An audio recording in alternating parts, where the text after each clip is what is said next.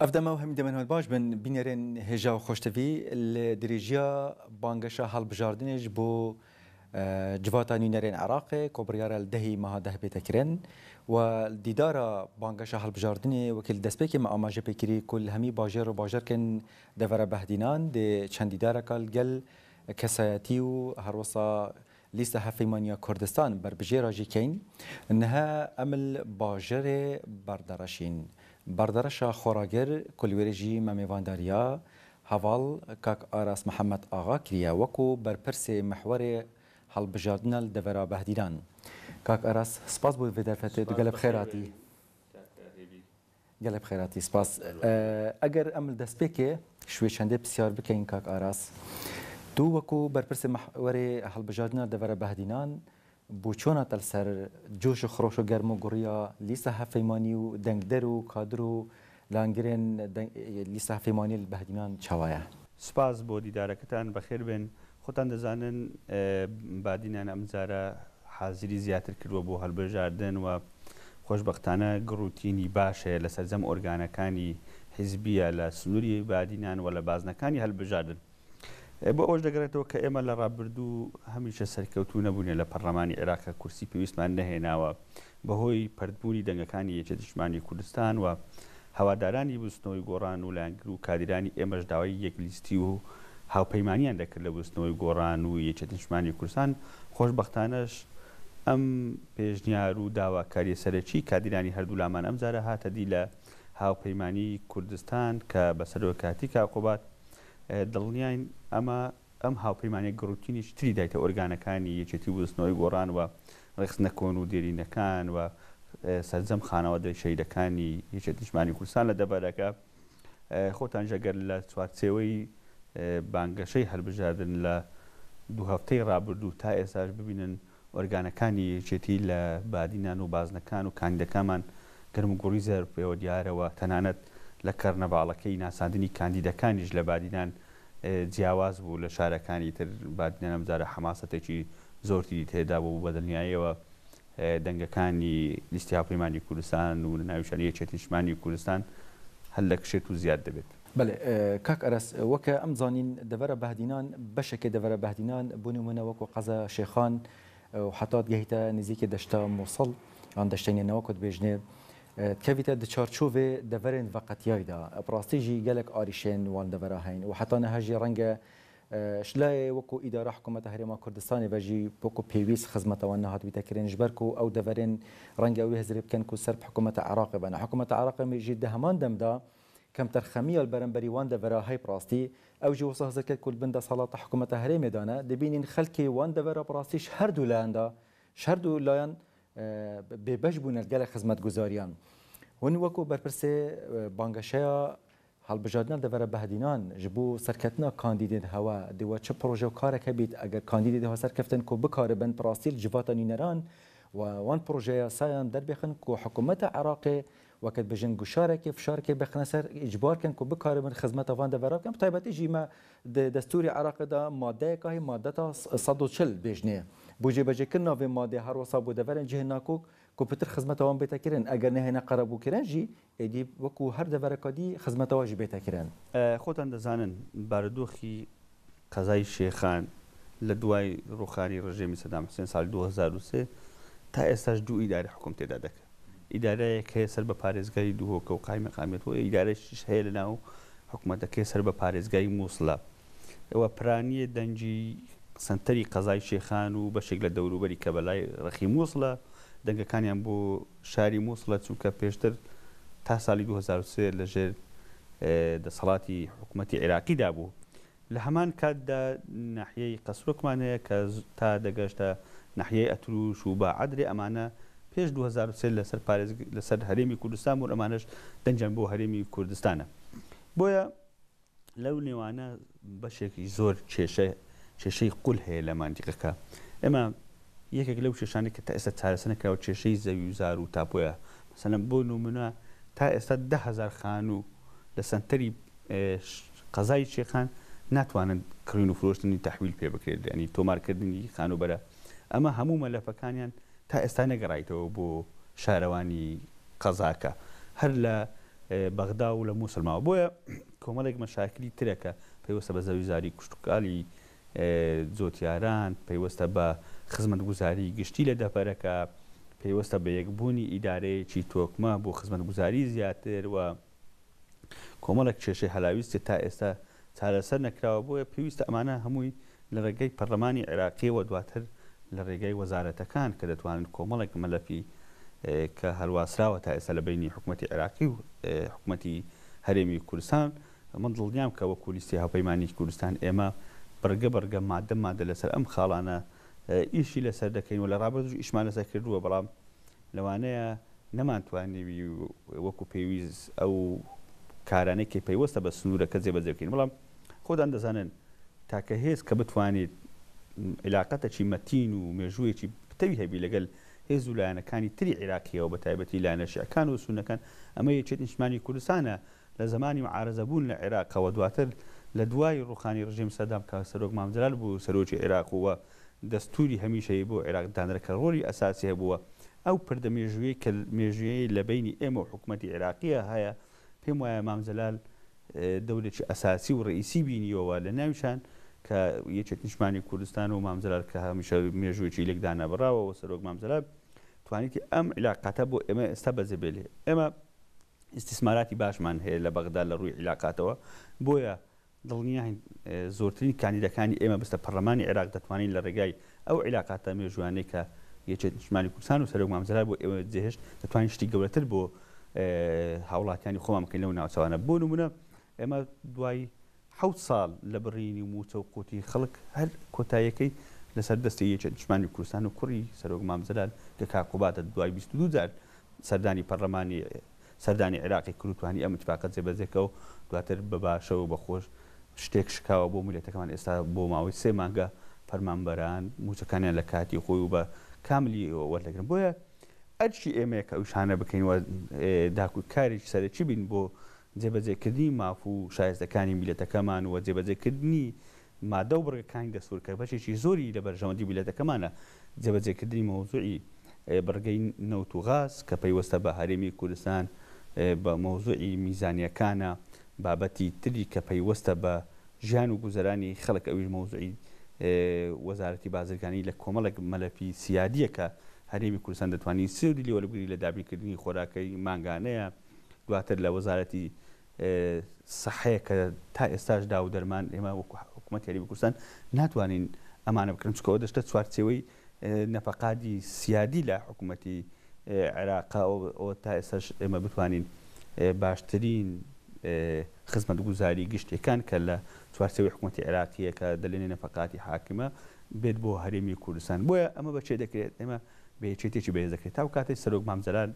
کە لە بەغدا و سەرۆک مامجلال توانی شتی زۆر گەورە بکات ئێمە کێشەمان نەمابوو لە شتانە بەسەر مە تایبەتی خۆی کە گەربی زانیە خەلەلێکەیە پەیوەستە بە ماف و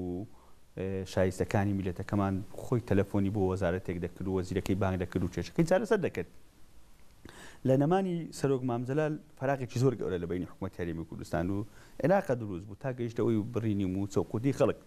ئێمە بەڵێن بە هاوڵاتیانی خۆمان دەدەین بە هاونیشتمانانی بەڕێز لە هەرێمی کوردستان و لە ناساوڕاکان دەین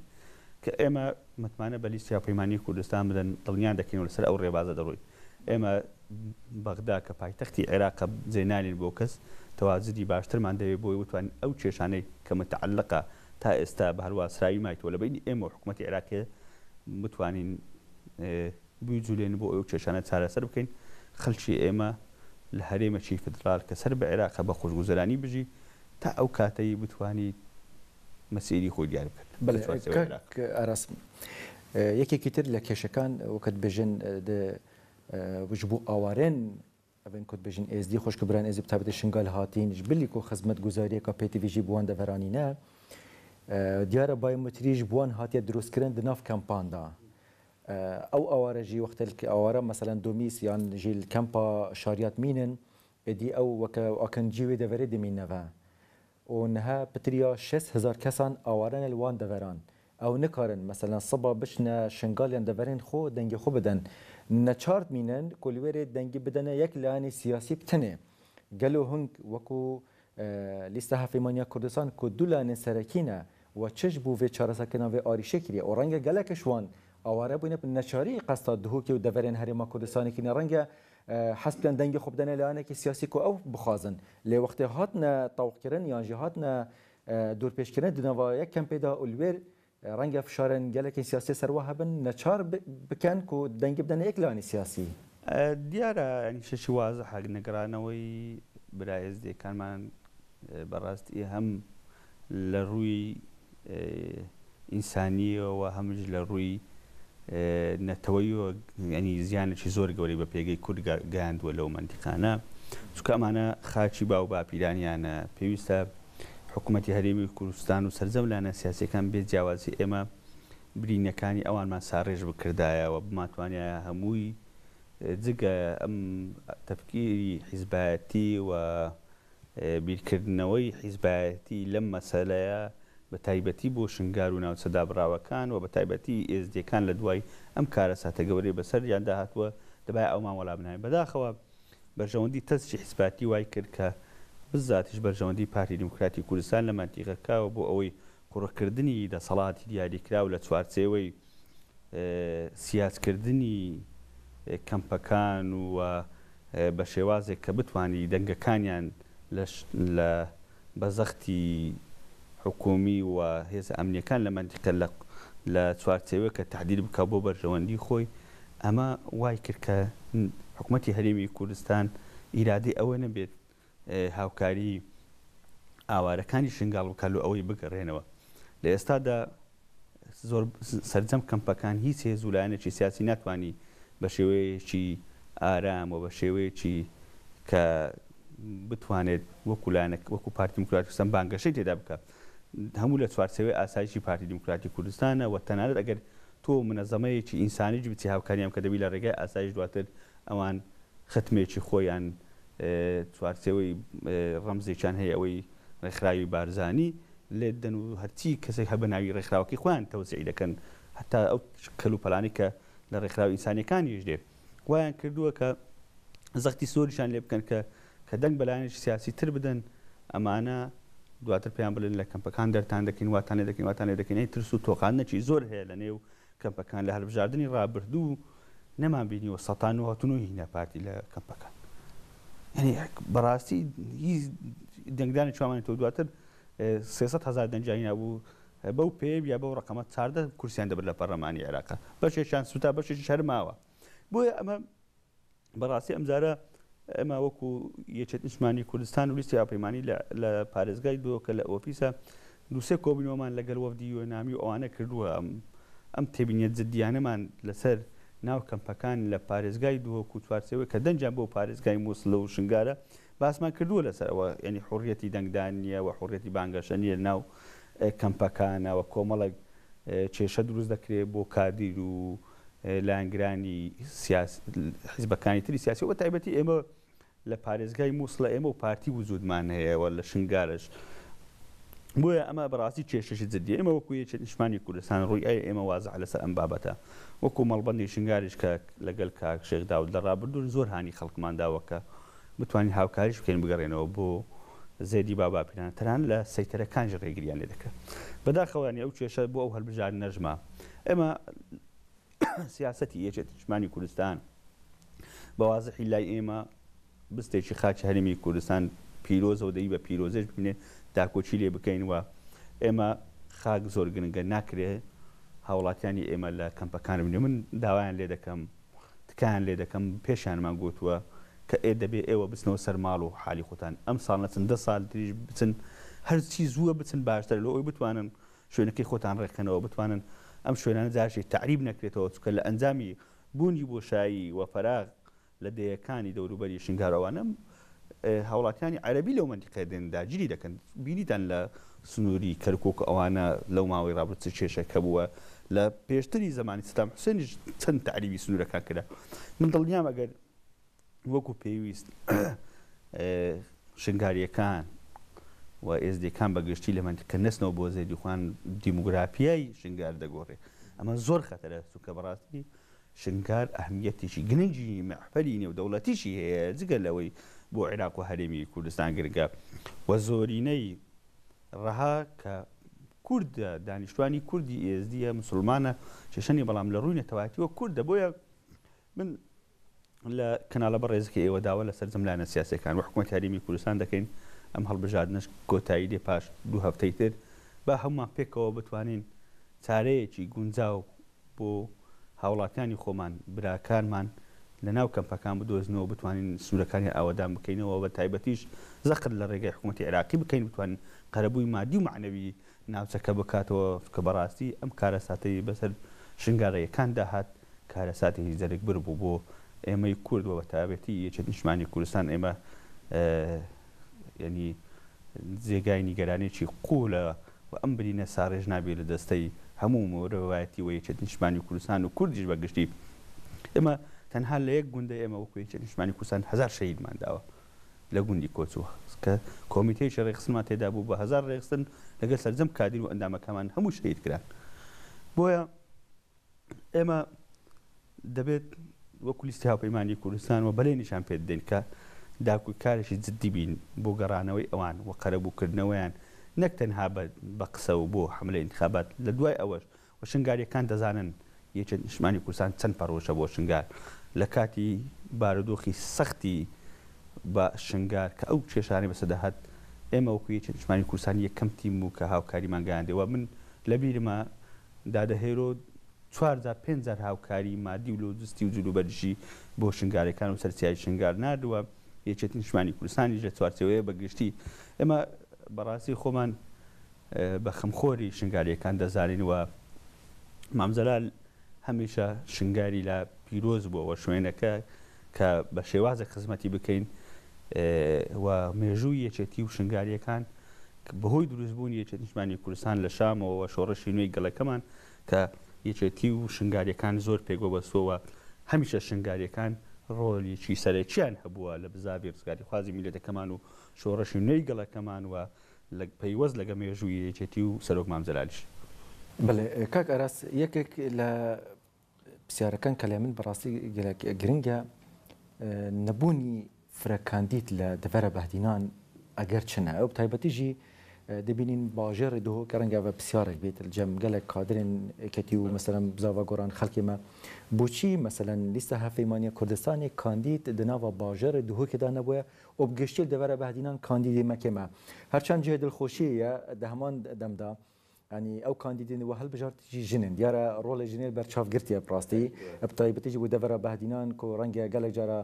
پڕەنگێکی دی تەماشای دەڤەرە بەهدینان تێدەکردن بۆ شعالیە مافێژنان و ڕۆڵێژنان لە ئێکەتیان نیشتیمانی بزاوا گۆڕان ئەف تشتە بەرچاوگرتیە ئەو کاندیدە هەیژی ژنن کردینە کاندید بۆ دەڤەرە بەهدینان وڵڵاهی شاراوانیە من بەڕاشکایی پێت دەڵێم ئەم بارودۆخە سیاسی کە لە پارێزگای دووە کە بەداخەوە جیاوازە لە سەرجەم شارەکانی تر عێراق خۆی پرسیارەکەیت و خۆی وەڵامە ئەگەر بین سەیرکەین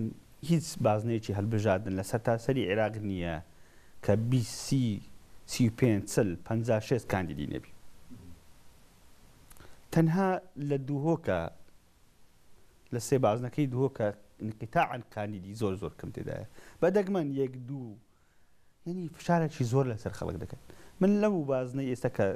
کۆبنەوەمان تێدایە من تو لەم بازنەی خەڵک خۆی بە کاندید کردووە بە مستەقلی دایان تاریدیان لێ کردو بۆیە بۆمە وەکو یەکێت نیشتمانی کوردستان ئەو بەرتەسەگبوونەی ئازادی کە لە پارێزگای دووهۆکە هەیە و ڕۆژانە گرتنی خەڵک و حکومدانیان یعنی وای کردووە فەزای ئازاد و یان بیرروبوچوونی ئازاد یان خۆکاندیدکردن لە جیاواز بە بیرروبوچوونی حیزبی دەسەڵات لە منتیقە بە هەموو کەسێک نەک و هەموو هێزێک نەتوانی ئەم منافەسەی حیزبیە بکەن چونکە لێرە هەموو شتێک لەسەر نارەکانیان لەسەر ئەوانەی دژی بیرروبوچوونی ئەوانە سنووردار کراوە و هەموو شێوازێکی دەسەڵاتیان دژ بەکاردێنێت ئەمانە وای کردووە کە خەڵک تەحافوزی زۆری هەبی لەسەر مەوزوعی سیاسی لە پارێزگای دۆکە ئەگەنا خۆت و خەڵکی ئەم شارە خۆشەویستەی لە دهۆک و لە دەوروبەری خەڵکی شۆڕەجێر ڕۆژنامە نووسی باش نووسەری باش هونەرمەندی باش لە ڕووی کۆمەڵایەتیەوە منتیقەیەکی کۆمەڵاتێکی باشەوە پێکاتەکانی و احترام و ڕێی تەبادلی جیاواز لە منتیقەیەنی هەموو شتێک کەلتورێکی جوان لە بادینەن هەموو شتێک بوونی هەیە بەڵام ئەم دەسەڵاتە وای لێ کردووە تهدیدی هەموو شتێک بکە نەبوونی کاندیدی ئێمەش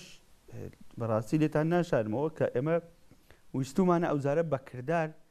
بتوانین لەگەر چەند لایەنیش تر لێک تێکدەری شتێکمان هەبین وتان کاندیدەکانمان سەر بکەوێت خۆتان دەزان لە ڕابردوو شتێکی وازەحە نە ئێمە نە حیزبەکانی تریش موفق نەبوونە لە فڕە کاندیدیەکان یان لە فڕە لیستی هەمیشە کە لیستەکان زۆر بووە کاندیدەکان زۆر بووە دەنگەکانمان پەرد بوونەوە کەس دەرنەچووە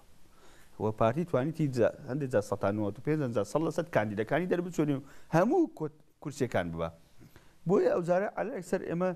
مەجالێکمان هێشتوتەوە ینی بۆ یەکتر هەندێک شوێنمان بەجێشت لەوەی بتوانین کاندیدەکانمان سەرکەوتوبی پارتی ڕابگرین لەوەی 100% کورسەکان بە ئەلەکسەر جاری یەکەم بهین نەخواری بۆ 75 و 6 لەوەی بتوانین تۆزێک فەزای ئازادی لەم منتیقەیە نیشانی خەڵک بدەین نەوانەیە بەلێ برادرانی حیزبەکانی تلێرە گلەی لە حیزبەکانی خۆیان بکەن ئێمە لە پارێزگایی دووە کە سنتەر گلەی لە ئێمە بکەن وەکو یەکێت نیشتمانی کوردستان کادیرەکانمان جەماوەرەکەمان بەڵام وازەحە ڕۆیاکەی ئێمە بۆ بەرژەوەندی گشتیە و بۆ بەرژەوەندی دیموکراسیە لە پارێزگاکە دڵنیام بە بەشداربوونی دەیان کاندیدی ئەمە حیزبانەی خۆمان کە ئەوانەی کە دیارن لەسەر ساحەی سیاسیە دیسانێ بە هەمان نەهەجەوە کورسیەکان پەرد دەبوو دەنگەکان پەرد دەبوو نەمانەتوانی کورسی پێویست بین بەهۆی بوونی ئەو فەزایی کە لەسەر حیزب و لایەن و ئەندام و لایەنگرانی دەرەوەی حیزبی دەسەڵات هەیە لە پارێزگای دووەک بۆیە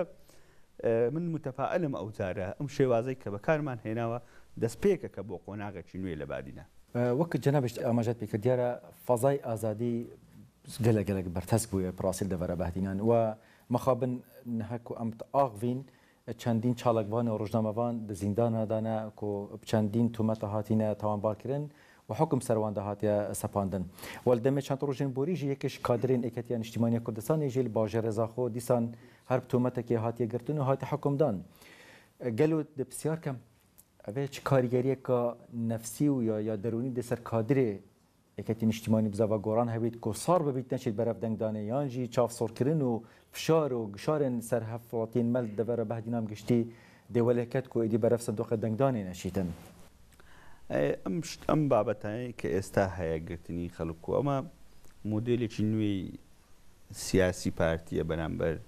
کادیر و هەوادارانی سەرجەم لایەنەکانەوە بە تایبەتی یەکێتیشتوانی کوردستان بەکاردێنێ من لە کەناڵەکەی ئێوە پێیان دەڵێم لە ساڵی 91ەوە تا ئێستا لە کارەساتی هەکاریەوە لە شەیدبوونی مەفرەزە سەرەتایەکانمەوە تا ئێستا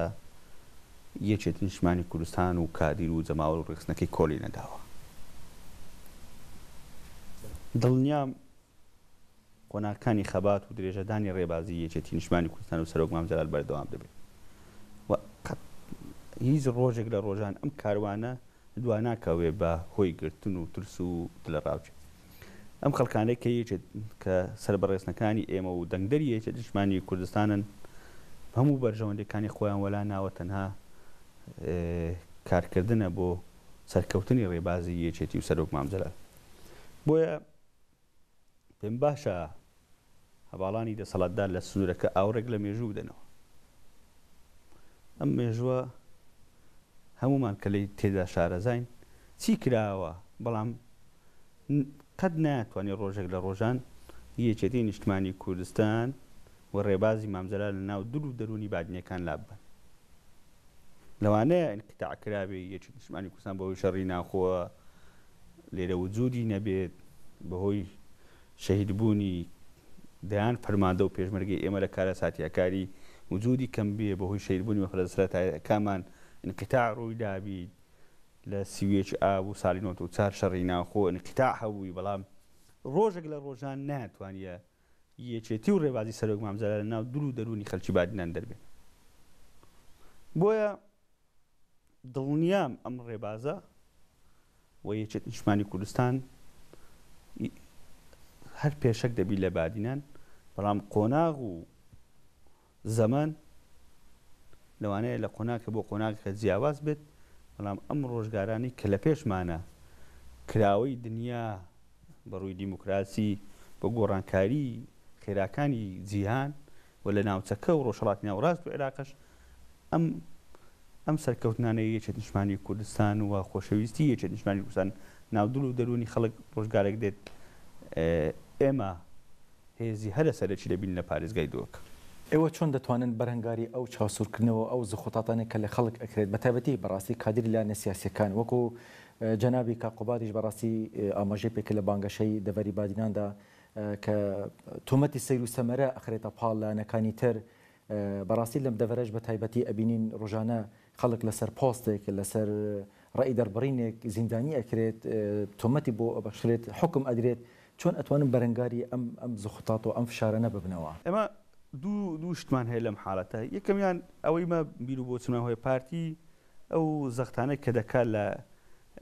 کادیر و ئەندامەکانی ئێمە دەوێتی ئێمەش ڕابچێشی بۆ هەمان کار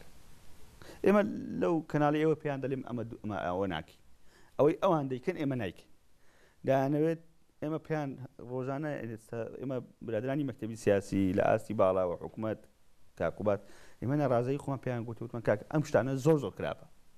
ئەوان کەوازی لێناین بەردەوام دەبن دانەوێت ئێمەش نەفسی شێواز بەرامبەر کادیر و ئەندامانی ئەوانیان لایەنێشتر لە سلێمانی بکەین بەڕاستی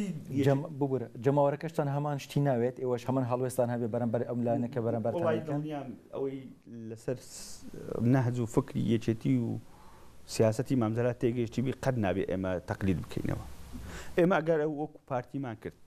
جیاوازی ئێمە چی دەبی لەگەڵ پارتی ئێمە نالێن جیاوازی تۆ دەبی بە جیاوازیەوە خۆنیشانی خەڵک بدەیت ئێستا من خۆشبەختانە سەردانی لایەنە سیاسەکانی ئیسلامی دەکەم علمانیەکانی تر چگە لە پارتی دەڵێن کاکە وەڵای کە ئێمە برادرانی ئێمە کادیرانی ئێمە پرسیاریان لێ دەکەین لە زۆنی سەوزە لەژێر دەسەڵاتی ئیدارەی یەکێتی نیشتمانی کوردستان زۆر مرتاحن بە ئازادی کار و چالاکی سیاسی خۆیان دەکەن زم و جۆلی سیاسی هیچ سانسۆرێکیان لەسەر نییە چۆن دەبی ئێمە تەنها لەم کوردستانە دوو بوقع هەیە زۆنی سەوز و زەرد ئێمە لە زەردە نەماوە فەزای ئازاد لە سەوزەش نەیهێلین کەواتە ئەو خەڵکە هەموو خۆی بە شەهیدکردندا ئەو هەموو خەبات و تێکۆشانی ئەو تێکۆشەرانەی کردیان بۆ کوێ ئێمە دەبی بە هەموو لایەنەکان قەنەعەت بە پارتی بکەین ئەو دەست لە شتانە ئالکرێت ئەوش وەکو ئێمە لێبێت واز لەمە بێنێ با هەمومان پێکەوە خۆمان بە دیموکراسیانە ئیش بکەین پارتیش لە سلێمانی و گەرمیان و ئێمەش لە دوهۆک و هەولێر و لە شوێنەکانی تر بە ئازادی ئیشی خۆمان بکەین خەڵک متمانەی بەچێدا بە ئەو حکومەکە خۆ زۆر تەبی ئێمە ڕۆژگارێک بێت هەتای ئەو دوو ئیداریە نەمینێت ڕۆژگارێک بێ ئێمە حکومەکەین 4 سال لەوانەیە دەرنەچنەوە پارتی بێت یان یەکگرتو بێت کۆمەڵ بێت خۆ زۆر تەبی هەموو کوڕی ئەو ملەتین چی حکوم بکە بەڵام چی باشتری کرد با خەڵک متمانە بدات ئەو ئێمە دەبی خۆمان ڕابینن بەڕاستی ینی ئەم شێوازەی کە لە ڕابردوو تا ئێستا حکومڕانی پێکراوە شێوازەشی ناتەندروستەوە میلەتەکەمان ئێمان عادزە لەو شێوازەی حکومڕانی ئێستا هەیە بۆ دەبی هەموو لایەکمان خۆمان چاکەینەوە بە تایبەتی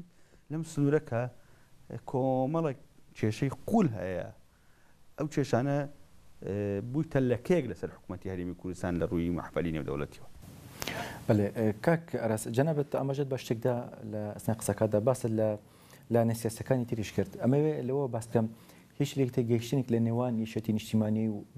بزاتنەوەی گۆڕان وەکو لیستی هەڵپەیمانی لەگەڵ لایەنە دوو بە تایبەتی دوو لایەنە سەرەکیی وەکو بڵێن کۆمەڵی دادگەری وەرگرتووی ئیسلامی لە دەڤەری بادینان هەیە ئەمە ئەو لێک تێگەیشتنەی کە کراوە لەسەر ئاستی هەرێمی کوردستان بەگشتی کراوە تەنها بۆ بادینان نیە سەر بۆ هەڵەبجەیە بۆ گەرمیانە بۆ ڕاپەڕینە بۆ بادینانە بۆ هەورێ لە زۆر شوێن کراوە مەژ وەکو هەر لایەنێکی سیاسی و هەموو حیزبێکی سیاسی دەتوانی اتفاق بکە دەتوانین لێک تێگەیشتنی تەبیعیە خۆ لێک تێگەیشتن پێم وایە ئەو لێک تێگەیشتن و هاوپەیمانی ئێمە و بستنەوەی گۆڕاون لێک تێگەیشتن لەگەن لایەنەکان سوودی تر دەبەخشێتە پرۆسەکەی سیاسی لە هەرێمی کوردستان وە هەمیشە پێکەوە بوون و لێک نێزیک بوون و لێک تێگەیشتن باشتر لەوەی لێک دوورکەوە ئەمە ئوسوسێکە بۆ ئەوی دواتر ئێمە بۆ پەرلەمانی کوردستان نییە کە لێک دوور بوون دواتر حکوومەت پێکەوەین بەڵام ئەمە بۆ عێراقا دەبێت کە شوهەوایەکی ئارام دروست بکەین لێک تێگەشتنی پێشوەختەشمان هەبی و هاوپەیمانیشمان هەبی لەوەی بتوانین هەمووان پێکەوە لە بەغدا بەهێزترەوە دیفاع لە ماف و خواستەکانی میلەتەکەمان بکەین پێم باشە لە دوای هەڵبژاردن پارتی و هەموو هێزولانەکانی تر بێنە ناو بەیەک هاوپەیمانیە لە عێراق دیفاع لە مافی میلەتەکەمان بکەین. خۆ ئێمە هەموو لایەنە سیاسیەکان لە هەرێمی کوردستانە کە دەچنە پەرلەمانی عێراق شەڕەکەی ئێمە یەک شەڕە. دابینکردنی خواست و بەرژەوەندەی باڵاکانی میلەتەکەمان لە دەستوری هەمیشەیی عێراق وە جێبەجێکردنی بڕگەکان و چارەسەرکردنی کێشەکانی ئێمە زۆر وازەها. کێشەی نەوت و غازمان هەیە، کێشەی سنوورمان هەیە، کێشەی بوجە و چەمان هەیە، کێشەی پێشمەرگەمان هەیە، هەموو یەک کێشەیە. کەس نییە خلافی کێشەیش تر هەبی، یعنی هەمومان بۆ یەک کێشە دەچینەوە چارەسەرکردنی گشتێکە. ئەگەر بیر بکەینەوە لە بۆ بەرژەوەندی میلەتەکەمان، ئەگەر بەرژەوەندی تاک حیزبیش بی ئەمە کارێشترە. کاک ئەراس ئەگەر ئێمە باس لە کاندیدەکان بکەین زۆرجار دەبینین بەڕاستی کاندیدەکان وەزیفەی خۆیان بیر دەچێتەوە کە ئەمە هەڵبژاردننی ئەنجومەنی نەرانە زۆر مزایدەیەکی زۆر بێحەد و بێسنوور دەکەن. مەسەلەن باس لە پرۆژەی قیرتاوکردن و پرۆژەی دروستکردنی مەکتەب و تاعینات و چی ئەو شتانە دەکرێت کە بەڕاستی ئەمە ڕۆڵی حکوومەتە، ئەمە ئەرکی حکوومەتە ئەوەی کە ئەوەندەیکەن ئەو هەڵبژاردنە تەنە ئەوە وەکو دەرکردنی یاسایە لە ئەنجومەنی نوێنەرانی عێراق. ئایا ئێوەش کاندیدەکانتان هەمان شتیان دووبارە کردوتەوە لێرە یان تا چەندێک لە ئەدای کاندیدەکانتان ڕازی لە دەڤەری بادینان؟ وەڵایی بەدڵنیاییەوە بەشێکی زۆر هاوڵاتیانی هەرێمی کوردستان بەشێکی زۆر لەلایەن کاندیدەکان بۆ هەموو هەڵبژاردنەکان کە ئێستا کاندیدون بیتە ئەرکێکی قورس لەسەر کاندید لەبەر ئەوەی لە ڕابردوو تا ئێستا بەشێکی زۆر کاندیدەکان ناتوانێت مەهامی خۆیان بۆ کە دەچن بۆ پەرلەمانی عێراق بۆ پەرلەمانی کوردستان مەهامی خۆیان بە خەڵک بڵێن. هەمیشە بەهۆی مزایداتەوە داهانەوێت هەبسن بۆ نمونە قیرکردنی خۆت باز کردتاوکردنی فلانشی لە سکولی فلان خستەخانە کەکە ئێمە دەبی هاوڵاتیانی ئێمە تێبگات دەنگ بەچێت دەی ئێمە بۆ پەرلەمانی عێراق و کوردستان پێویستمان بە خەڵکی پرۆفی ینی شارەزایە لە بواری تەندروستی، لە بواری هەندەسا، لە بواری یاسا لە پەرلەمانی عێراق و کوردستان دەستدانێن تەشریعی ئەمە یاسا دادەنێت بۆ مەوازنە قانونی دەوێت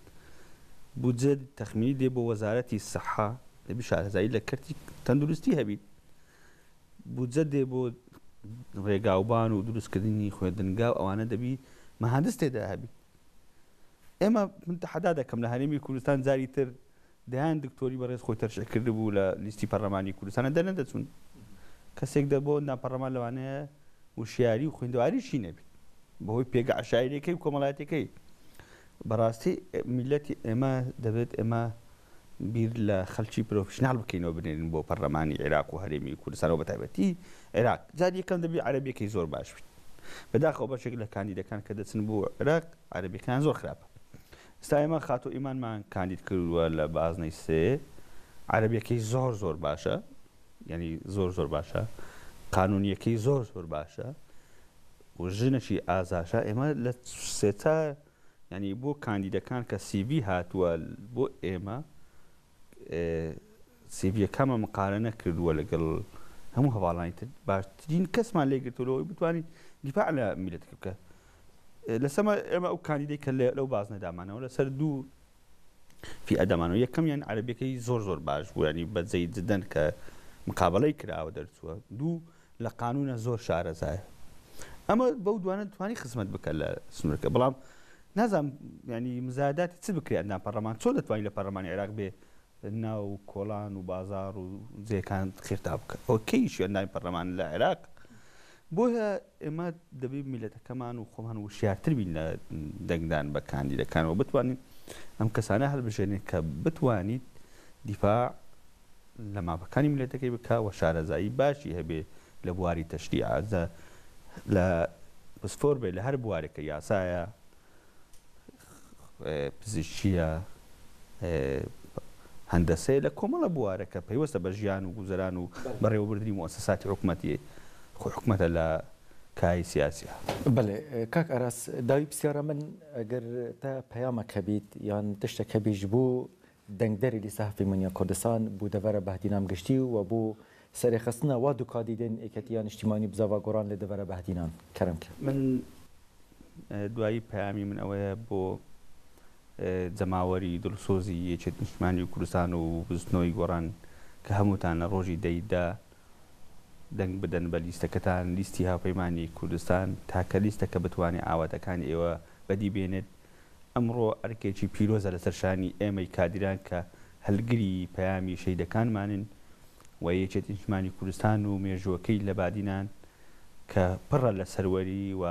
ئەمانەتێکی گەورەی لە سەرمری سەرجەم کادیرەکانمان کە بتوانین ئەم ئەمانەتە بگەین نەجێەوە ئەمانەتەش بەوە دێتە جێ ئێستا کە ڕێبازەکان گەشاوەتر وێ کاندەکانیان دەربچێت.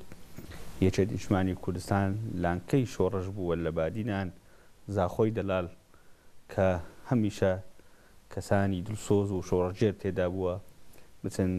لەگەڵ منتیقەی سێبێرە دەنگ بە سەوسەرخان بدەن وەکو کاندیدی لیستی هاوپەیمانی کوردستان و لە بازنەی ئاکرێ و بەردەڕەش و شێخان کە هەمیشە خەڵکی دڵسۆز و بەوەفای تێدا بووە بۆ یەکێتی نیشتیمانی کوردستانەوە مۆڵگەی ڕێخستنەکانی یەکێتی نیشتیمانی کوردستانە دەنگ بە لیستی هاوپەیمانی و ناویشان ئیمان خان کە تاکە کاندیدی سنوورەکەی لیستی هاوپەیمانیە و پێکەوە لەگەڵ بستنەوەی گۆڕان و هەواڵان بتوانین ئەم کاندیدانە سەربێخین و خۆناغا چشتگیری نوێی خەباتی دیموکراسی و حکومڕانی و پەرلەمانی لە پارێزگای دووەکە بێتە دی. سپاس بۆ کاک ئاراس محەممەد ئاغا بەرپرسێ محوەری هەڵبژاردنە دەڤەرە باتینان مەتومان دکری هەر شاد بی. زۆر سپاس بە لە هێژان ئەوە دیدارەمەیە داویی بوو گەل کاک ئاراس کۆل دەڤەرە بەهدینان سەبارەتی پرۆسا هەڵبژاردنێ بوو هەنجی ببینن شاد و بخاتراوە.